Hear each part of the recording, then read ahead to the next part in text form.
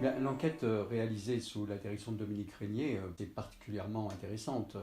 Près de 26 pays étudiés, plus de 22 000 personnes.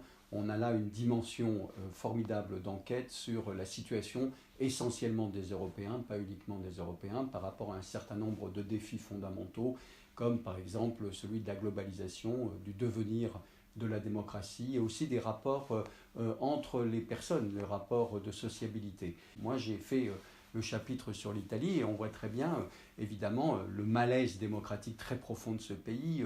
Pour la plupart des Italiens, les politiques sont corrompus, ils s'interrogent beaucoup sur les institutions, il y a une sorte d'immense défiance. C'est un pays aussi crispé, particulièrement sur les questions de l'immigration et des migrants. Il faut dire que l'Italie est en première ligne, mais en même temps, c'est un pays qui, malgré sa profonde crise démographique, montre des signes de dynamisme.